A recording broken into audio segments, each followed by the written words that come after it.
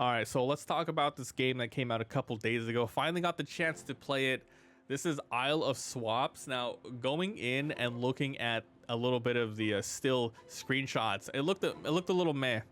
But then after reading the description and seeing the tags, action roguelike, deck builder, I looked at it, I played it, and I don't regret any of the time I've played with it so far. We're like 3 hours, 4 hours plus now. I'm loving the game. It's really fun and charming. Let me go ahead and just give you guys my opinion on the game, on who should be picking it up. But let's go ahead and talk about what the game is first. So this is a deck building roguelike game. There are different modes in the game. There is a random challenge run where you get your starting main duelist who has an ability. You get to choose your starting deck, which has a couple of like 6 cards or something. And then you go on in, you do battles between 3 different biomes, getting progressively harder as you go. Each of the 3 different choices for the 8 challenges of each biome. For example, you have battles, you have rival battles, which is tougher. You have shops where you can buy stuff. You have gacha machines, and you have swapping areas and a little bit more.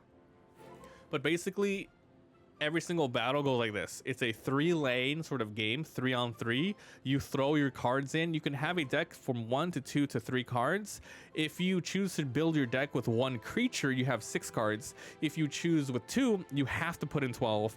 If you have 3, you have to put in 18. So throughout the whole game, you're going to be collecting new creatures, and every creature, it's very similar to Pokemon in a sense, but this is obviously way more random and more strategic in my opinion, because you have to be moving things around. But anyway, let's say you have a 2-on-2 battle. You have a yellow creature, which is a lightning one. You have a red one, which is a fire one. They're going to have weaknesses. They're going to have resisting. And just like action roguelikes, if you've played anything like Slay the Spire or something like that, you're going to have a lot of the same resources. Every turn, you're going to draw 5 cards. And the cards can only be used on the monster if they match that color. Luckily, some of your monsters, even if it's the same name, will be dual colored. So maybe your favorite green one will be a green and red if you find them randomly. And then they have randomized stats like, oh, this one has more health, this one has more attack, this one has more defense.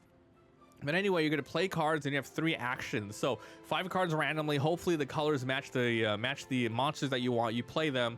A lot of them give you buffs, debuffs, heal, but mostly you're going to be attacking. You throw it on the monster and it says, which lane it attacks. The opposite across attacks every single one.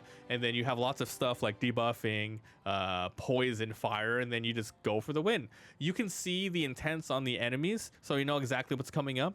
You can swap your monsters around to mess with the different sort of weaknesses and strengths. So there's a ton of strategic value here that I like. It really keeps you engaged. It looks like there's a lot, but honestly, after a while, you're just flying through things. Like, you know exactly what you look for each battle. As soon as the battle starts, you match up the weaknesses, you see who's attacking, you swap, you use your attacks, and you go from there. It's simple in that regard if I put it step by step, but there is a lot of little tiny things. You just have to remember, like, okay, I have a lot of relics. Relics in this game are stickers, and basically you can put them off or put them on, right? And you have a sort of limit, like usually you have a 15 sticker limit. Some stickers, common, uncommon, rares, you can only have a certain amount of points, and they give you like permanent stats throughout the duels. Like, oh, every turn you generate this specific mana. But yeah, anyway, you're getting mana, you're attacking, you're killing, and then once you defeat them, you're going to be either getting a creature and then obtaining their signature card to add to your binder for that specific run, or you're going to be swapping cards with the person that you just beat, and depending on what they have, it's going to be like common cards, uncommon, and rare, and you're going to be trading with the binder that you got. When you start the game, you have all of your basic cards, like really, really common fires, grass, rock. Just in case you get another monster, you're going to be able to use it right away. However, when you get more stuff from shops or gacha throughout the run, you can swap them out. Each one has like a value. Commons 1, uncommons 2, and the rare ones are like 6s, right? So if you find a really cool rare monster that they have, you can do a 1-to-1 switch, or you can be like, okay, here's 3 2 cards for your 6 card. And then you swap, and then you keep going and going and going. So that's pretty much the main game. And once you win, which is going through 24 different sorts of events, whether they be battles or simply swapping or anything like that, you get to keep every single card that you have in that binder, plus a little bit extra. They don't let you keep literally every single one, but every one that you have in your main binder, that you get to use, you get to keep it in your master binder, which is going to be used later. And I didn't even mention, you swap them out like a deck builder, but every single card can be switched out at will. So before each battle, you can say, I don't want to use this water guy anymore. I found a red one. So you swap that guy out, you put the red one in, and then you just move everything around. So everything that you have at that time, you can customize your deck to your liking. So you can really have a lot of different builds, you know, pure attacking, pure defense, a mix of both. There's a lot of fun deck building here that I like. Okay, so that is the main game. And then you have the master build, where after every single time you win a game, you are using those cards that you got and you're going to be keeping them in your binder, and then you can edit specific decks to use anytime you want during the master challenges, which is like 3 different battles, really tough in a row.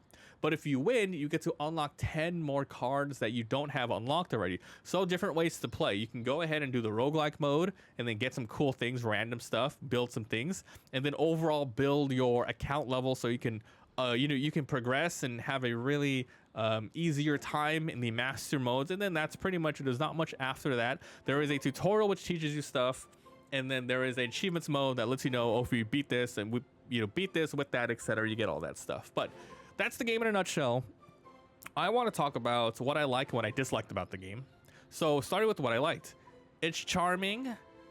There's a lot of builds. The art style is good on every single card, just like a TCG. You can see the characters, the illustrator's name. So I really like that. It seems like almost every single monster has like different variations. So like, oh, this is always a green monster. No, it's green, or sometimes it's yellow or purple. So you can go ahead and mix and match that way. It's really fun. A lot of stuff. There's like around 469-ish cards. I don't know if they're going to be adding more later. I would love it if they added more to the game.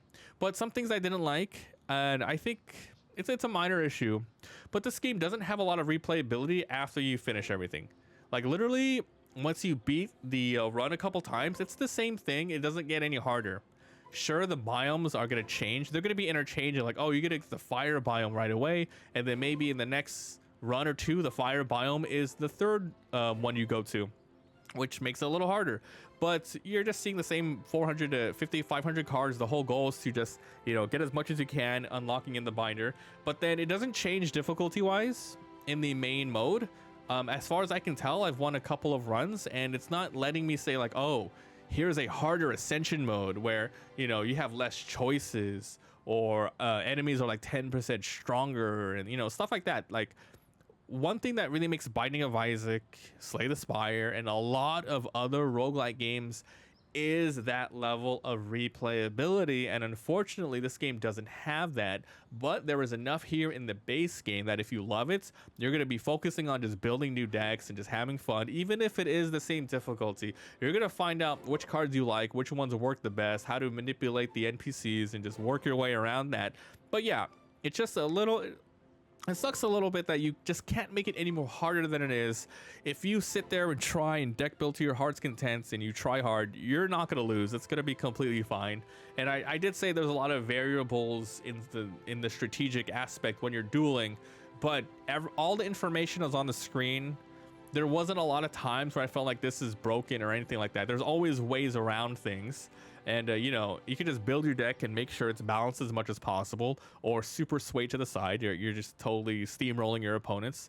But yes, I think a lot of the replayability after will be just from the master duels, playing and trying out some new stuff. But yeah, this game is charming and it's fun. I wish there's going to be more updates. I hope that there is. I wouldn't be opposed to a DLC that adds 50 more cards and a sort of ascension mode like I talked about. I would like more harder difficulties. Now, I don't want some inflated crappy difficulties like, oh, all the enemies have +2 damage. No, that's stupid.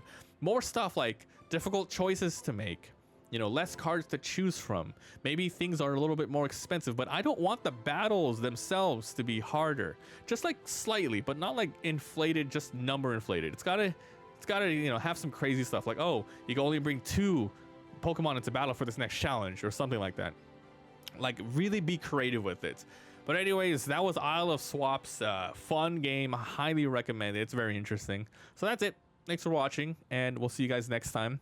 Make sure to look on the Let's Play channel if you want to see my Let's Plays of the game, and come my Twitch where we stream it all. I'll see you guys next time. Bye.